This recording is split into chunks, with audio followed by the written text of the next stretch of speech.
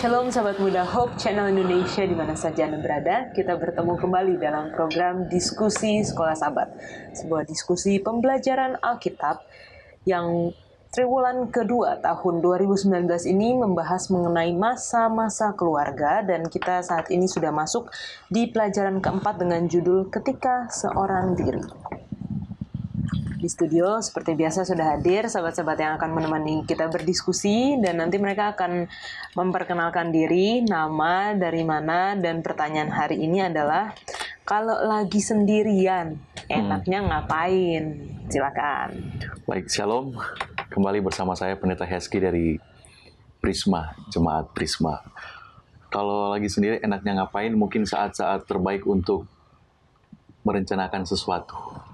Jadi Merencanakan sesuatu. Sendirian itu lebih fokus ya? Merencanakan sesuatu ataupun melihat evaluasi apa yang sudah dibuat sehubungan dengan pekerjaan. Oke, terima kasih. Shalom, nama saya adalah Yosef Suraman Sotomeyang dari Jemaat Bogor. Kalau lagi sendirian, saya sukanya itu relax ya, dengarkan musik, mungkin bermain game atau tidur. Karena kalau sendirian ya biasanya suka nggak ngerti mau bikin apa gitu. Jadi lebih bagus lakukan, kalau ada kegiatan ya saya lakukan, tapi kalau misalnya nggak ada plan atau rencana ya saya lebih bagus yang relax nyantai. Oke, terima kasih buat sharingnya. Kita juga sudah bersama dengan narasumber kita, Pendeta David Panjaitan, Direktur Komunikasi Uni Indonesia Kawasan Barat. Shalom Pendeta. Shalom Yola, Pendeta Heski, Shalom saya Pendeta. dan pemirsa di mana berada.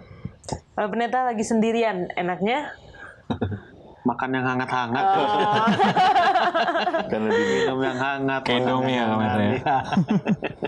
jadi banyak yang sebenarnya kegiatan, banyak yang Banyak bisa dilakukan bisa waktu dibuat, sendiri, ya. banyak. Yang paling favorit itu dulu baring-baring di kursi panjang, berbaring-baring. Masih ada kursi panjang itu? Masih ada ya? Masih ada. Oke. Lalu berkesan. kalau yang biasa saya lakukan tuh sore-sore jam 5 gitu kan, sampai jam 7 malam nggak nyalain lampu di rumah, biar aja gelap gitu. Biar Kalau cepat sendiri. tidur. Oke. Ini menarik. Terima kasih buat sharingnya. Kita akan segera memulai diskusi kita. Untuk ayat inti dan doa akan dibawakan oleh Pendeta Heski. Ayat inti kita, pelajaran keempat, ada di dalam Kejadian pasal 2 ayatnya yang ke-18. Tuhan Allah berfirman, tidak baik kalau manusia itu seorang diri saja. Aku akan menjadikan penolong baginya yang sepadan dengan dia. Mari kita berdoa. Kami bersyukur kepadamu ya Tuhan untuk waktu yang Engkau sudah berikan kepada kami. Selalu indah bersama dengan Tuhan di dalam firman-Mu. Biarlah ketika kami mempelajari ataupun berdiskusi tentang firman Tuhan, di mana Engkau telah memberikan kepada kami jalan untuk menjadi bahagia, biarlah Engkau hadir bersama dengan kami. Berkati juga sahabat-sahabat kami yang menyaksikan acara ini, biarlah mereka juga ada di dalam kasih Tuhan, ada di dalam perlindungan Tuhan semata-mata. Kami menyerahkan acara ini ke dalam tangan Tuhan, dalam nama Yesus kami berdoa. Amin. Amin. Ketika kita belajar mengenai sendirian, oke. Ayat intinya udah jelas bahwa nggak baik ya, nggak baik seorang itu sendirian. Tapi kalau misalnya kita belajar juga kayak ada kepribadian manusia ya, ada yang introvert, ada yang extrovert. Orang yang extrovert itu jelas mereka suka berada di keramaian. Mereka senang bergaul, mereka senang bertemu dengan orang baru. Sedangkan orang-orang yang introvert biasanya nggak suka keramaian, biasanya suka sendirian di rumah, lebih memilih untuk me time daripada menghabiskan waktu untuk mungkin kenalan dengan orang baru atau apa Me gitu. Me time. Iya, daripada we time, benar. Nah, tapi di dalam pelajaran kita pekan ini kita melihat bahwa sendirian itu bukan mengenai kepribadian seseorang, mana yang lebih prefer mana, tapi sendirian ini lebih kepada di saat orang tidak punya siapa-siapa dan dia merasa kesepian, lebih daripada itu mungkin dia bisa depresi atau bahkan di cerita kita di Sahabat Petang ada seorang yang diketemukan meninggal dan ternyata meninggalnya sudah 10 tahun yang lalu. Itu sangat sangat mengagetkan karena bagaimana sebenarnya dia dikelilingi oleh komunitas, oleh dunia luar, tapi nggak ada yang tahu kalau dia tiba-tiba hilang. Dalam 10 tahun ini nggak ada yang nyari dan tiba-tiba ketemu ternyata udah meninggal. Kutipan di dalam pelajaran Sahabat Petang mengatakan, dari awalnya kita sebagai manusia tidak dimaksudkan untuk menjadi sendiri. Karena memang Tuhan menciptakan Adam dan Hawa, menciptakan seorang penolong. Tidak baik manusia itu sendiri saja. Dari Eden dan seterusnya kita hidup di dalam persahabatan dengan makhluk hidup yang lain. Tentu saja dosa masuk dan tidak ada satupun yang benar setelah itu. Pekan ini kita akan melihat pertanyaan mengenai pertemanan dan kesepian di berbagai masa kehidupan. Mungkin kita semua di satu saat pernah mengalami kesepian itu, kesendirian itu. Bagaimana kita menyikapinya dan bagaimana kita dapat membantu orang lain untuk melewatinya. Jangan kemana-mana, kita akan kembali setelah yang satu ini.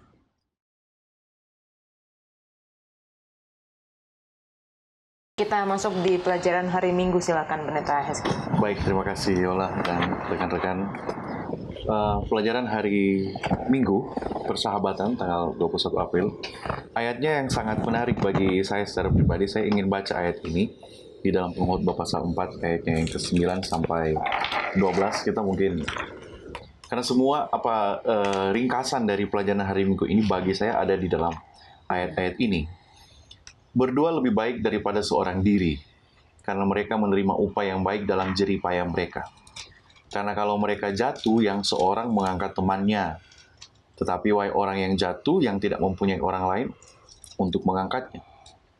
Juga kalau orang tidur berdua, mereka menjadi panas. Tetapi bagaimana seorang saja dapat menjadi panas? Dan bila mana seorang dapat dikalahkan, 2 orang akan dapat bertahan. Tali 3 lembar tak mudah diputuskan. Ini ada beberapa konteks di sana. Jadi konteks persahabatan secara pertemanan ataupun dalam pernikahan. Karena nggak mungkin kan juga kalau orang tidur berdua mereka menjadi panas. Kalau nggak mungkin mereka kalau belum ada ikatan resmi. Persahabatan, ada yang mengatakan seperti ini. Persahabatan itu bukanlah satu kesempatan saja. Tapi persahabatan itu merupakan tanggung jawab yang manis. Tanggung jawab yang manis. Karena tanggung jawab yang manis itu karena di dalam persahabatan kita ada, dalam tanda kutip, ada pekerjaan yang harus kita lakukan. Entah kawan atau persahabat kita itu mau memberikan kepada kita hal yang mempengaruhi kita dengan yang baik atau sebaliknya. Atau sebaliknya kita juga akan memberikan dia pengaruh yang baik atau tidak. Jadi persahabatan selain dia bisa menemani kita di saat-saat yang sepi seperti pertanyaan tadi, mungkin kita tidak memberikan pernyataan bahwa apa yang paling enak kalau sendirian ya ditelepon teman atau paling seperti itu kan. Jadi selain kita butuh orang untuk berkawan, kita di situ ada tanggung jawab. Persahabatan itu adalah tanggung jawab. Sama seperti di dalam pelajaran kita hari Minggu ini, Yesus itu adalah sahabat bagi orang Kristen yang percaya dia. Apa yang sudah dilakukan Tuhan Yesus? Apakah dia memberikan dampak yang baik bagi saya? Jadi saya bukan hanya sekedar mengakui bahwa dia sahabat, tapi lebih daripada itu, persahabatan itu bukan hanya sekedar kita bisa bersama-sama, tetapi bisa memberikan dampak yang positif bagi saya ataupun sebaliknya. Kita perlu berhati-hati. Dalam pelajaran sekolah sahabat ini kita mengatakan kita perlu berhati-hati. Ada anggapan nggak perlu ada sahabat. Saya berkawan aja dengan semua orang.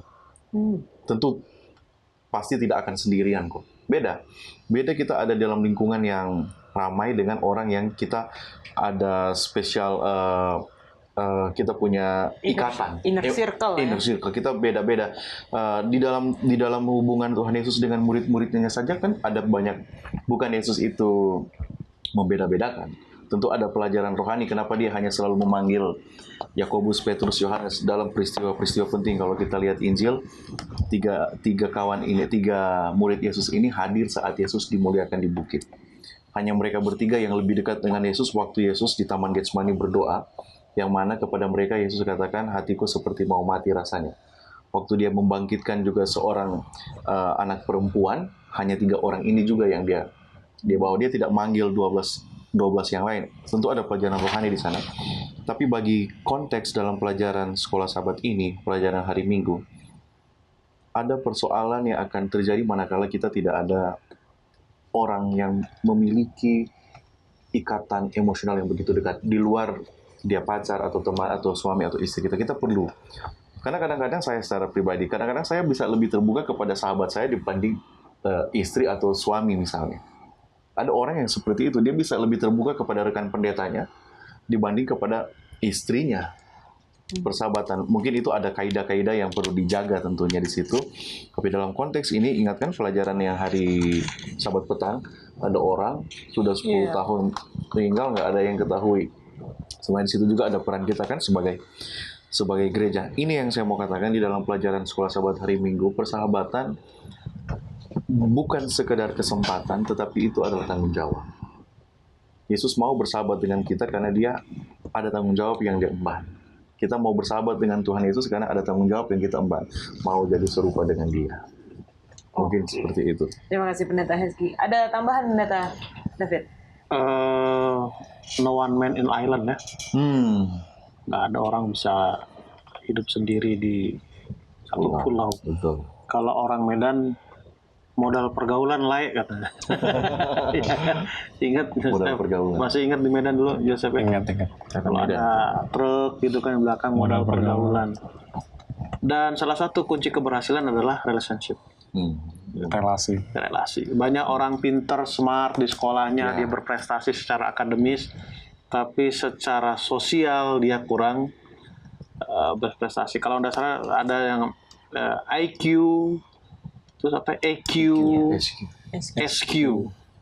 Lalu ada yang emotional quotient, sosial, intelijensia dan sebagainya. Betul. Nah setelah diteliti, yang banyak berperan untuk membuat orang sukses itu ya sosial dengan emosi, emotion quotient dengan social quotient. Itu mengartikan bahwa ya kita memang perlu.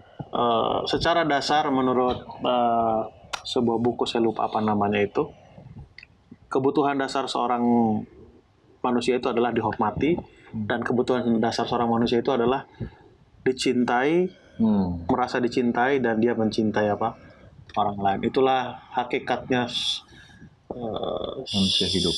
Makhluk hidup, khususnya manusia. Makhluk hidup. Paling tidak enak kalau kita merasa tidak dicintai. Betul. Ya, paling tidak enak kalau kita tidak pernah merasa mencintai. Walaupun nggak jadian ya, Joseph ya. Kalau tidak pernah mencintai. Walaupun ditolak, atau saya bukan katakan Joseph ditolak, bukan. Karena dia masih muda kan gitu. Dan cowok lagi. No one man in island. Jadi persahabatan itu mirip-mirip kayak ya hubungan pacar juga ya Pendeta. Ada cocok-cocokan gitu. Saya misalnya cocokan lebih cocok bersahabat dengan orang ini daripada orang ini, walaupun Bahkan tidak milih-milih. Beberapa waktu lalu kan di Indonesia di televisi swasta kita ada sinetron tentang persahabatan kan. Persahabatan seperti sebuah kepompong kan. Pernah ikuti cerita itu ya? Iya. Saya pikir teman-teman Laskar Pelangi itu ya. Iya mungkin. Oke, terima kasih Pendeta David. Jangan kemana-mana, kita akan kembali lagi setelah satu ini.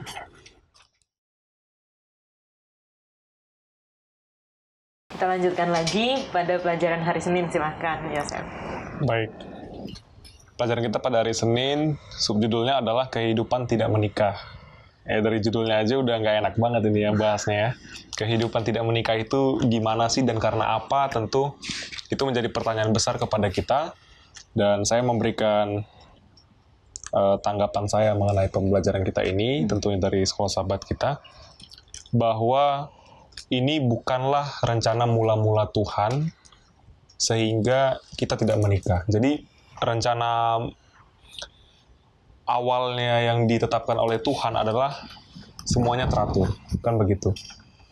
Sehingga dibuat juga suatu lembaga pernikahan agar laki-laki, perempuan bisa saling melengkapi satu sama lain dalam tujuan kasih sebagai landasan dari karakter Tuhan.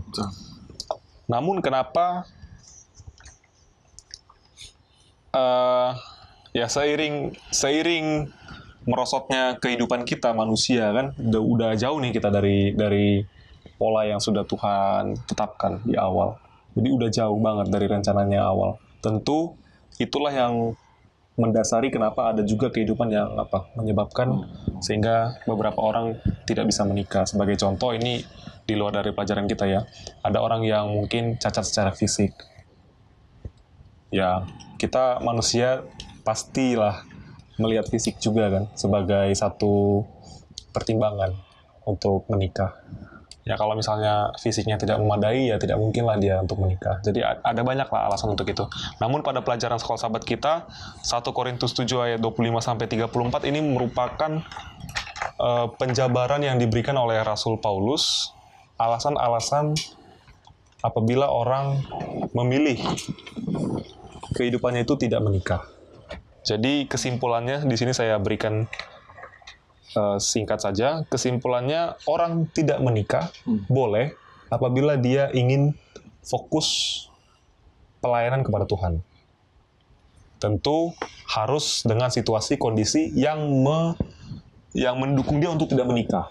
Begitu. Jadi sebagai contoh Rasul Paulus ini adalah rasul yang sangat militan. Dan saya yakin dia adalah rasul yang sangat besar pengaruhnya di era Perjanjian Baru.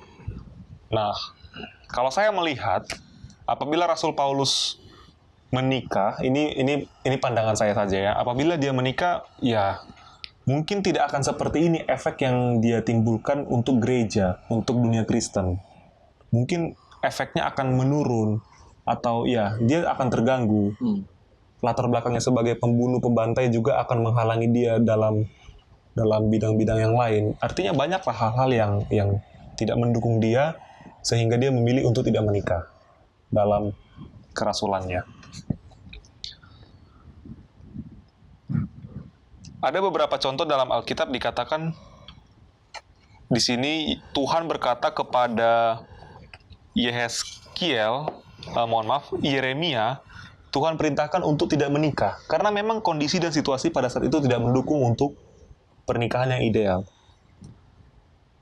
Lalu ada juga sebagai contoh Nabi Hosea, pernikahannya pun aneh. Dijadikan sebuah objek pembelajaran supaya umat Tuhan bisa belajar dari Nabi Hosea bagaimana sakitnya ya. Cinta itu hanya satu arah gitu. Jadi memang kalau cinta satu arah itu sakitnya gimana sih? Nah, sakitnya tuh di sini ya. Karena Tuhan kan roh, dia tidak bisa lah menjelaskan kepada daging dengan contoh objek roh. Jadi dia ya bikinlah sebuah media yang melalui hambanya Hosea menggambarkan ini loh yang saya alami. Jadi manusia itu akhirnya memahami karena contohnya kan daging dengan daging, manusia dengan manusia itu sendiri. Jadi itu, inilah alasan-alasan kenapa kita sekarang dengan kondisi kehidupan yang sudah merosot dari kesempurnaan, ada alasan untuk tidak menikah. Ya tentunya yang paling disorot di sini di Alkitab, alasan utamanya itu adalah jika seseorang memilih mengikrarkan diri untuk menjadi pelayan Tuhan yang full. Saya pengen melayani Tuhan gitu ya. Full. Dan kondisi lingkungannya memang mendukung dia untuk tidak menikah. Contoh saya mau jadi misionaris di hutan. Hutan yang sangat terpencil ya. Akan sangat sulit jika saya membawa keluarga, kan begitu kan. Akan sangat sulit jika saya punya ikatan.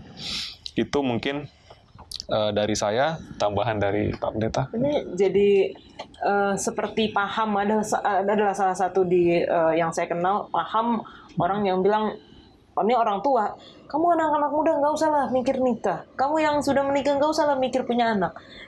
Yesus sudah mau datang ini, gitu kan? Itu ya walaupun mungkin lelucon gitu, ini ya seperti guyonan, tapi ya itu seperti yang Yosef tadi bilang, ini yang saya lihat ini ini menikah dengan ini langsung menurun dia, langsung nggak aktif lagi di gereja. Mungkin saya tambahkan sedikit. Punya anak jadi nggak ini lagi gitu. Di kitab Wahyu kan dikatakan dengan jelas 7 malapetaka.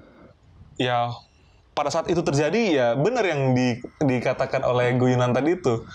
Ngapain menikah? Ini udah terjadi nih 7 malapetaka, ya sudah mau datang. Ya mungkin itu dasar pemikiran orang-orang yang menyatakan itu. Kita lihat pandangan pendeta gimana.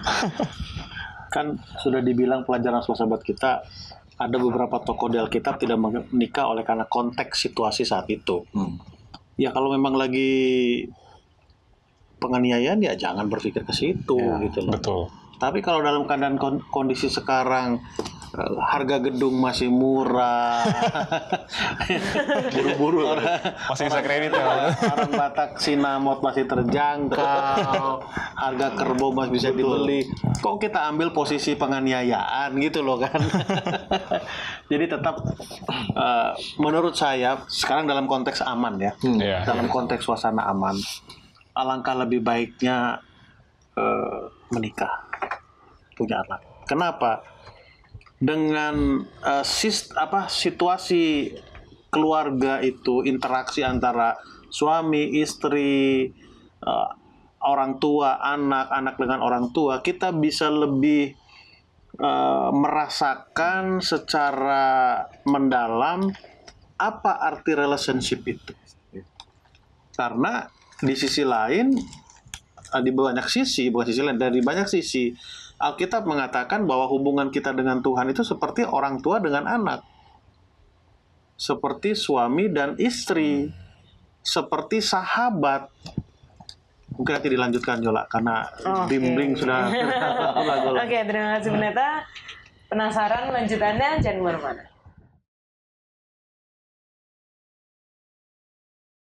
Oke, silakan lanjutkan pendeta. Ya, melanjutkan apa yang saya sampaikan tadi. Jadi disitulah makin kita merasakan ya bagaimana sebuah hubungan apakah nikmat, tidak nikmat, bagaimana rasa khawatir, bagaimana rasa gembira dan lain sebagainya. Saya nggak tahu pendeta Eski anak umur berapa sekarang? Belum. Oh belum ya, belum. Oke. Belum. Nanti teman-teman siapapun itu yang diantara kita menikah, punya anak, besar atau gitu. Saya alami itu setelah Jeremy keluar dari rumah. Jadi saya selalu berpikir dia lagi ngapain ya. Nggak enak rasanya kalau dia nggak pernah menghubungi secara rutin gitu.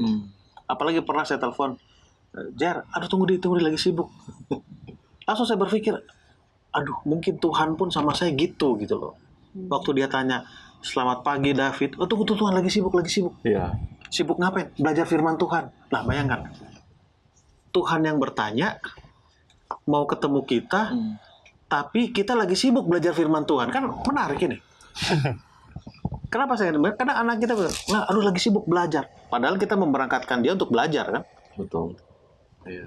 Tapi kadang belajar itu membatasi hubungan dia dengan orang tuanya. Kadang kita belajar firman Tuhan, justru memutus hubungan kita dengan yang kita cari tahu.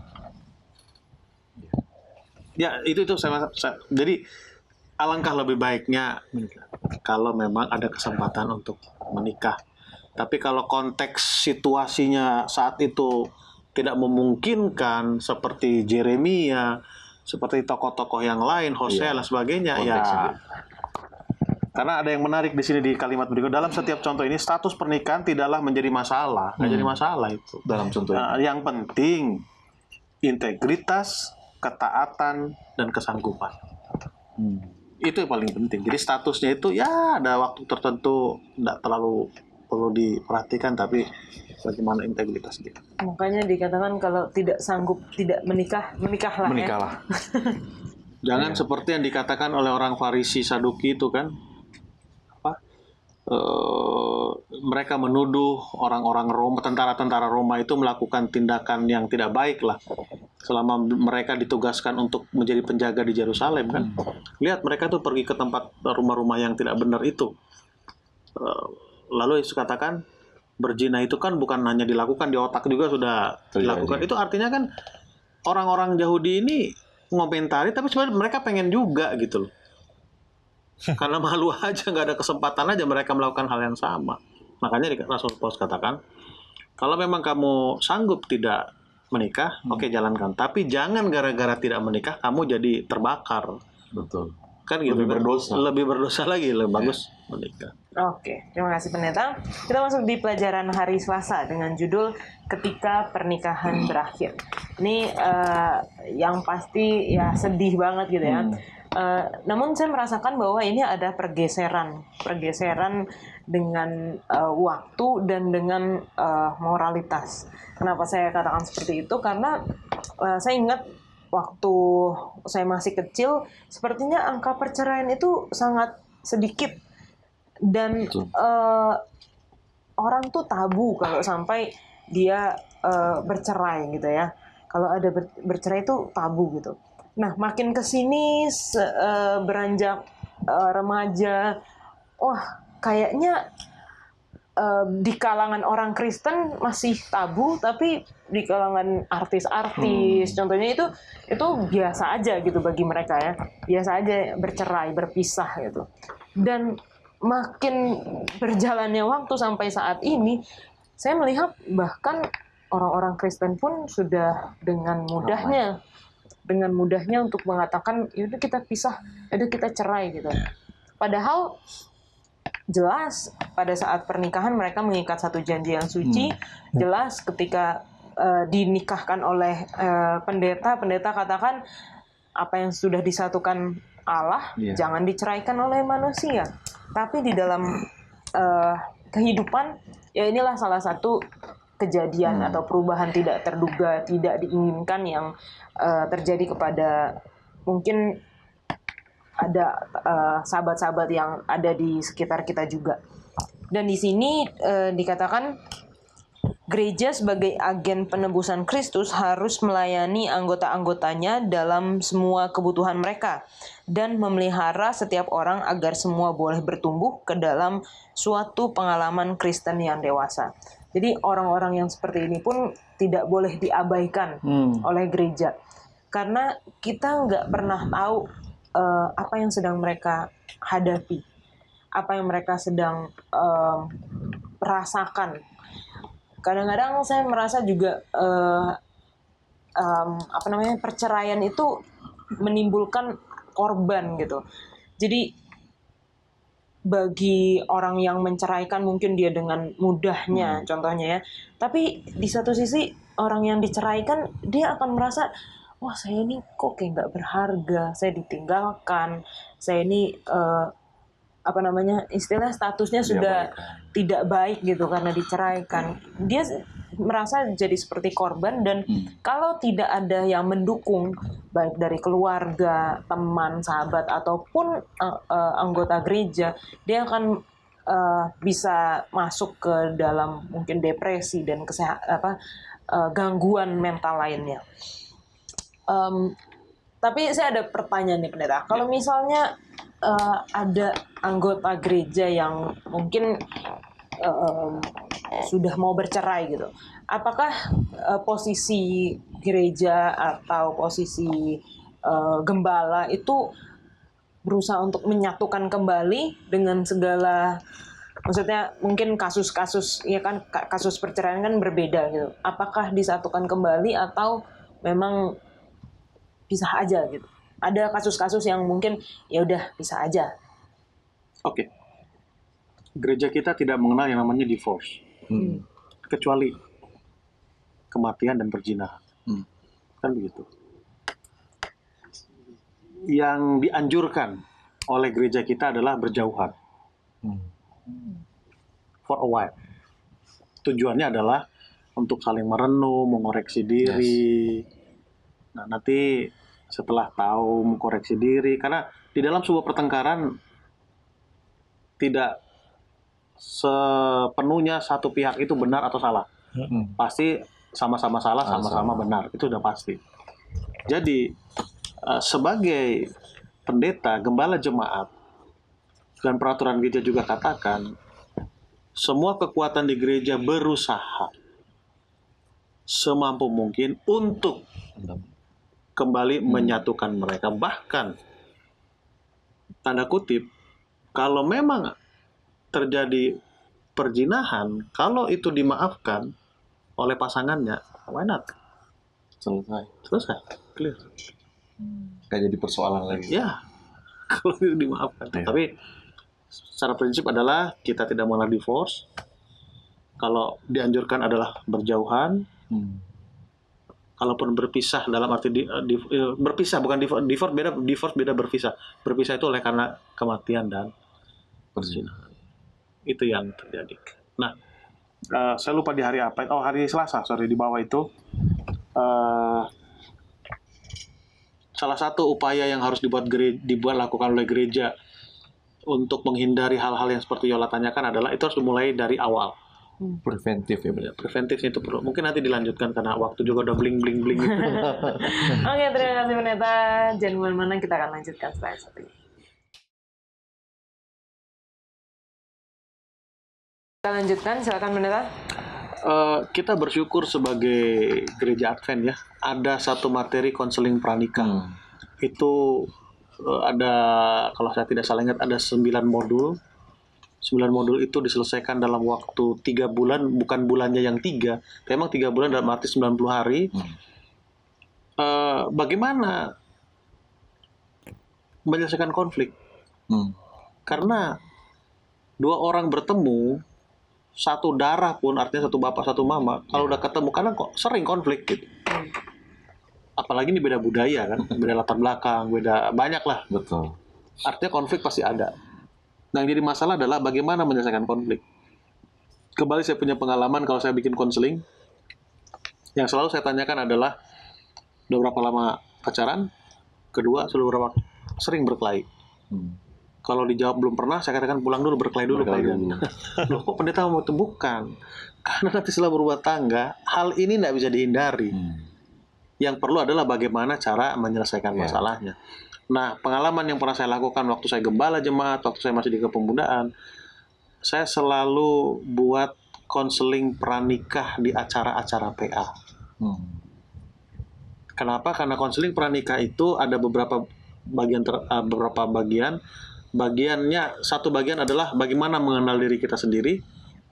Lalu yang kedua itu bagaimana mengenal orang lain. Ini seminar bisa disampaikan secara terbuka. Tapi ada modul-modul tertentu yang harus bertemu untuk orang yang sudah berpasangan. Dan sampai sekarang saya masih simpan itu PowerPoint-nya untuk konseling pranikah. Jadi poin saya adalah gereja banyak bertanggung jawab.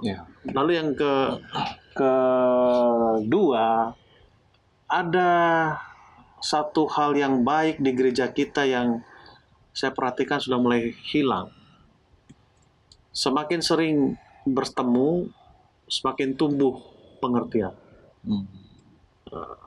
Alangkah baiknya kalau acara-acara di gereja, khususnya pemuda itu banyak outdoor. Kegiatan outdoor, outreach dan sebagainya.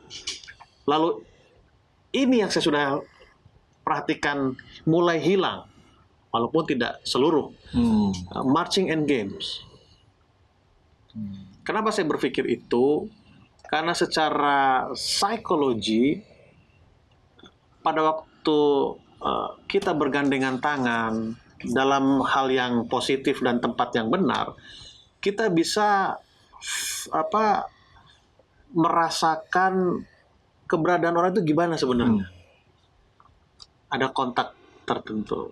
Itu saya lihat sudah tidak ada di gereja kita. Saya pikir itu alangkah baik. Lalu acara-acara table manner di gereja, acara di kepemudaan dan sebagainya itu sangat perlu. Lalu saling kunjung satu dan lain. Poin saya adalah memang gereja bertanggung jawab untuk itu. Gereja bertanggung jawab untuk itu. Lalu ada juga yang sering jadi biro jodoh kan. Saya terus terang menjodohkan orang itu senang, tapi di satu sisi saya agak sedikit takut. Kenapa? Menjodohkan gampang. Apakah cocok nggak mereka berdua? Takutnya saya ditanya gara-gara pendeta saya jadi sama ini, kan repot juga. Dari kambing hitam, Pak. Oke, sorry panjang. Oke, terima kasih Pendeta. Kita masuk di pelajaran hari Rabu, silakan Pendeta. Sebenarnya kematian itu boleh dibilang juga adalah satu hal yang tidak direncanakan oleh Tuhan.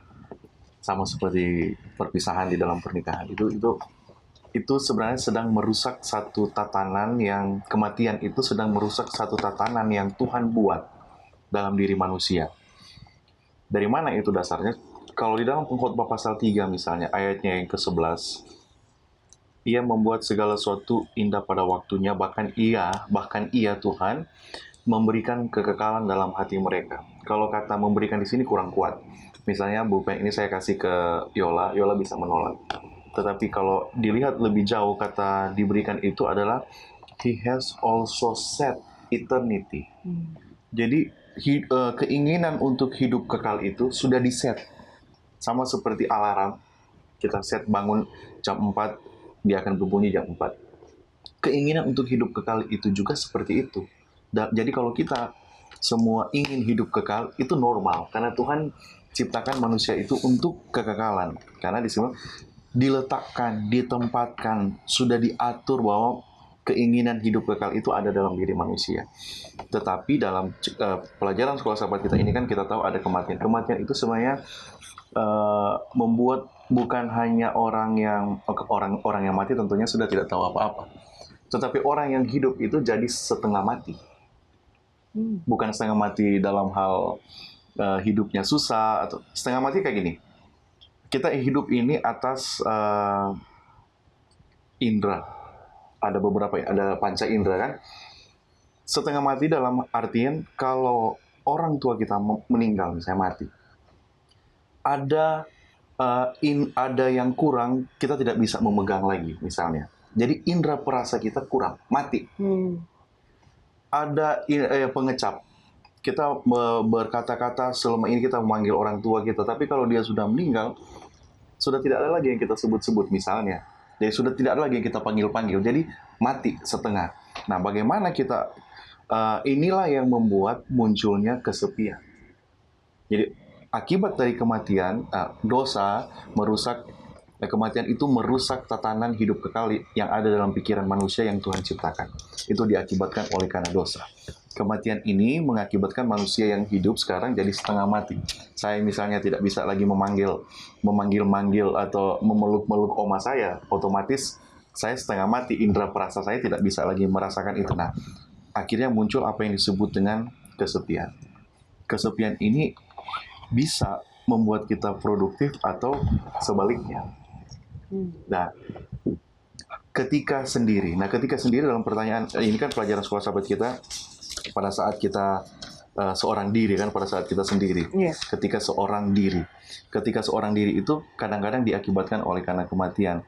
Kita mau jadi orang yang produktif atau tidak pada saat menghadapi akibat dari kematian. Nah, dalam pelajaran sekolah sahabat ini katakan sesungguhnya kita tidak hanya menghadapi kenyataan akan kematian kita sendiri, kita menghadapi kenyataan kematian dari orang lain.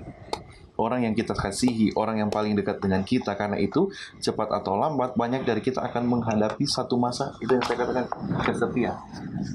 Nah, kita tentu mengingat apa yang sudah dilakukan orang-orang yang hidup, tapi yang sudah mati itu, itulah yang akan membuat kita tetap terisi kesepian kita.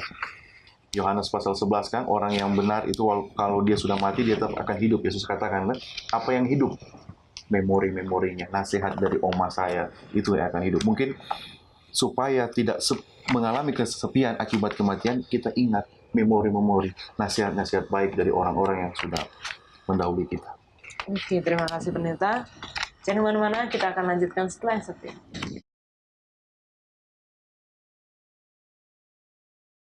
Kita lanjutkan pelajaran hari Kamis, silakan Yosef.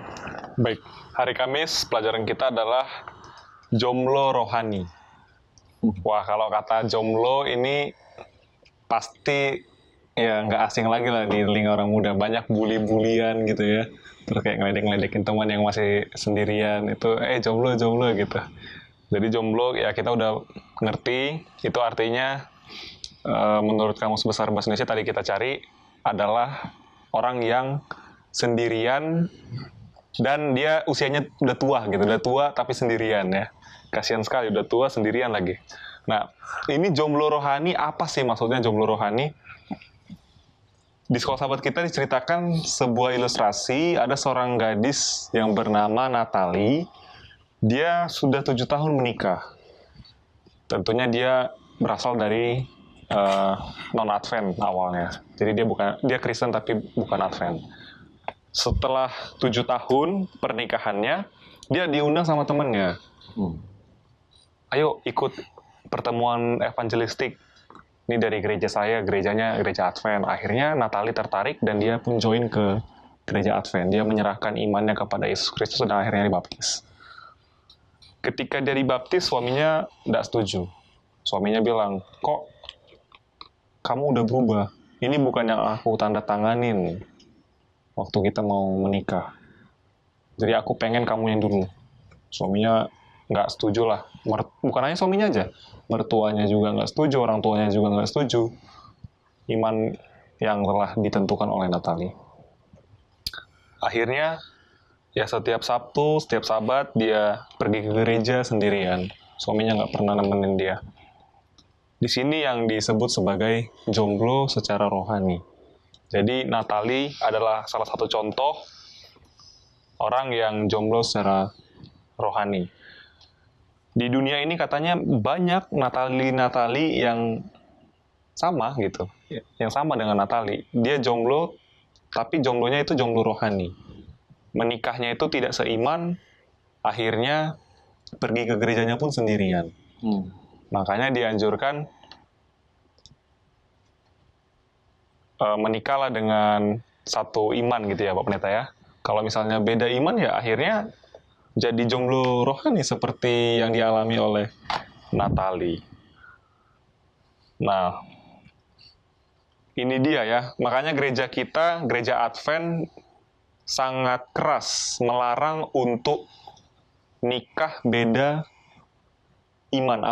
Beda denominasi saja dilarang untuk diberkati di dalam gereja kita. Apalagi beda agama di luar Kristen. Nah, mungkin itulah yang bisa saya sampaikan dari Pak Pendeta lah yang udah melihat situasi orang-orang muda yang mungkin ada yang pernikahannya itu beda agama itu gimana, Pak Pendeta? Jadi udah jomblo. Oke. Jadi kalau saya lihat di pelajaran hari Kamis ini perlu kepedulian gereja. Ya. Karena ada dua momen yang terjadi dalam kehidupan manusia yang buat mereka tuh betul-betul bersejarah. Pernikahan dengan agama. Ini perlu pengorbanan, perlu keputusan, pertimbangan yang matang. Sering kita, gereja kita, aktif di dalam evangelisasi, lalu mengajak mereka yang tertarik untuk bergabung di dalam kita, saya katakan kita ini adalah barisan penginjil. Ya, gereja kita boleh saya katakan barisan penginjil, misionari. Tetapi kita lupa bahwa ada risiko-risiko yang dihadapi oleh orang-orang yang memilih untuk bergabung sama kita. Dengan manapun itu, ya, ada risiko. Risiko kehilangan pasangan, kehilangan keluarga, ayah, ini pekerjaan sosial dan lain sebagainya. Dan itu perlu menjadi perhatian gereja. Bisakah kita menjadi orang tuanya? Bisakah kita menjadi tanda kutip pasangannya dalam arti tempat curhatnya? Bisakah gereja kita membutuhi kebutuhan perutnya? Dan lain sebagainya. Saya sering, sorry kalau saya katakan ini, saya sering berpikir agak sedikit aneh ya. Nggak tahu aneh, kritis bagaimana. Banyak kontradiktif dan ironis yang terjadi di gereja kita gitu. Salah satu contoh, kita sering tidak suka melihat anak-anak kecil lari-lari di gereja. Tapi yang menariknya, hampir semua orang tua memberi makan anaknya itu yang full gizi. Bayangkan pagi-pagi mau berangkat ke gereja dikasih makan full gizi. Begitu sampai gereja, tidak boleh bergerak. Ngantuk. Bisa bayangkan, maka saya sering bilang, ya kalau anak-anak nggak mau lari dari gereja, pagi-pagi jadi kasih makan sebelum ke gereja. Ini mungkin pemikiran yang aneh, tapi itu fakta gitu. Lalu yang kedua yang saya perhatikan, kita sering sampaikan dalam acara-acara resmi, entah kebaktian kayak apa, oh Tuhan kita itu Tuhan yang hebat, pencipta alam semesta gitu kan. Tapi begitu ada kegiatan-kegiatan, contohnya KKR, di situ ada berbagai orang datang, tiba-tiba di akhir acara dibilang, tolong rogoh kantong sedalam-dalamnya, acara kita ini masih perlu banyak dan kan bingung mereka, ini gimana ini? Khotbahnya luar biasa tentang Allahnya, akhir pengumumannya kurang dana. Saya maksud adalah, coba kita merubah diri kita menjadi sahabat mereka supaya no one man in island itu tidak terjadi sama mereka gitu.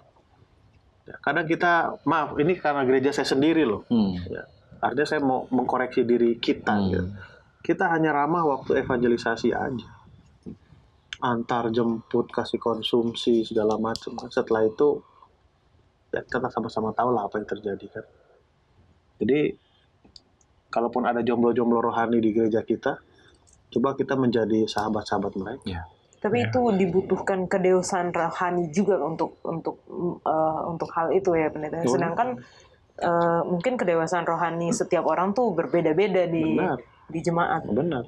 Peran itu pendeta, peran orang biasanya kalau sebelum orang itu dibaptis dibuat pemeriksaan di majelis. Ya. Siapa yang mau jadi Bapak rohani. Peran itu juga mungkin jadi kadang-kadang hanya sekedar memenuhi prosedur formalitas sampai itu kehilangan. Mungkin nanti bisa ditambahkan. Waktu juga udah beli. Jangan kemana-mana, kita akan lanjutkan setelah yang satu ini.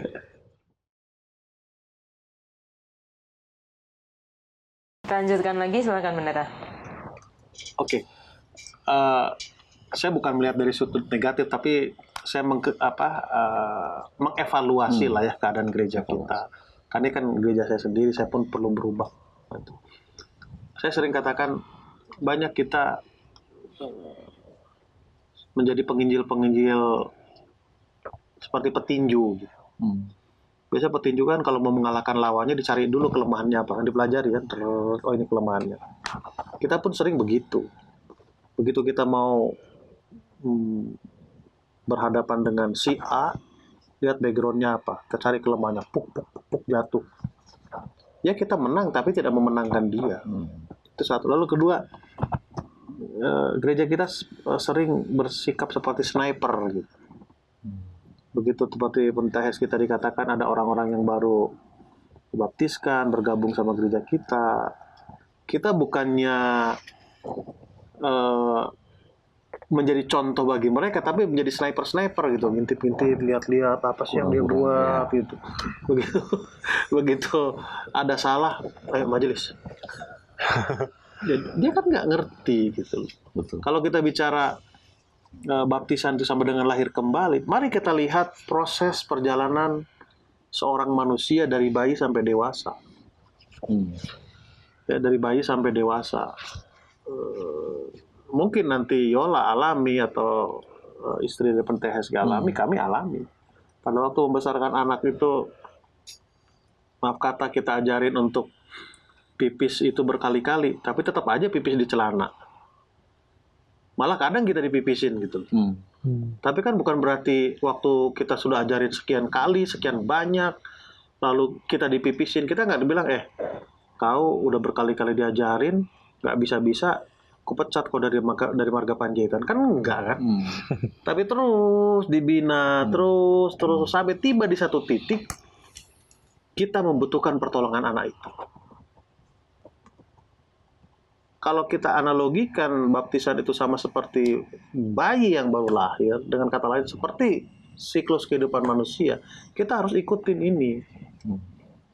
Ya, harus ikutin siklus itu. Kita harus terus melatih sehingga anak itu bisa mandiri, bisa dewasa dan sebagainya. Jadi kalau hal ini terjadi di gereja, saya punya keyakinan jomblo-jomblo rohani di gereja itu akan apa? Akan berkurang. Karena dia tidak lonely lagi kan. Lalu kalau kita lihat dari segi kenapa banyak sekarang jomblo-jomblo yang bertahan, karena jomblo bergabung dengan jomblo gitu kan. Coba dia sendiri kan nggak tahan gitu. Jadi bergabung kan, udahlah. Kenapa? Mungkin teman-teman ketawa, tapi itu kami alami. Kami dulu waktu pendeta muda ada beberapa teman lah, soulmate lah, istilahnya sohib lah gitu. Ada yang sudah punya pacar, ada yang belum, ada yang lagi cari, macam-macam lah. Tapi salah satu dari teman kami ini menikah, yang lain ikut menikah. Bukan melulu, terpengaruh gitu. Tapi salah satu dari ini nggak ada yang menikah, kemana-mana sama-sama terus. Sebenarnya dia jomblo tapi merasa tidak jomblo. Kan arti jomblo itu kan sendiri. Ya kan, dia ada jomblo happy berarti. Jomblo. Jojoba. Bahagia. Jomblo bahagia. Baik, kita bicara ke pernikahan ini. Tidak ada orang yang mau berpisah oleh karena apa? Kematian. Ya, tapi kematian pun tidak bisa dihindari. Karena ya itulah. Tidak pernah diundang itu kematian, tapi dia akan datang dengan apa? Tiba-tiba. Dan tidak akan ada yang bisa menghalangi datangnya kematian itu. Ya, sesehat-sehatnya orang, pendeta pasti mati. Betul. Ya kan? Sesehat-sehatnya orang, sekuat-kuatnya orang, pasti akan mati. Ya kecuali Yesus sudah datang, itu lain cerita. Ya. Artinya kematian itu tidak akan bisa apa? Kita cegah. Tetapi kita bisa bersiap untuk menghadapi kematian. Kadang perpisahan oleh karena kematian itu menjadi satu hal yang baik juga untuk mendewasakan kita. Untuk mendewasakan kita. Lalu yang saya perhatikan di Alkitab kita, lebih banyak diceritakan wanita ditinggal pasangannya pria daripada laki-laki. Banyak janda kan di cerita di Alkitab, janda di Sarfat lah dan lain sebagainya. Ada pelajaran khusus tentang itu, pelajaran yang baik tentang itu. Kenapa? Karena biasanya wanita itu banyak diuji pada waktu dia sendiri. Kenapa saya demikian?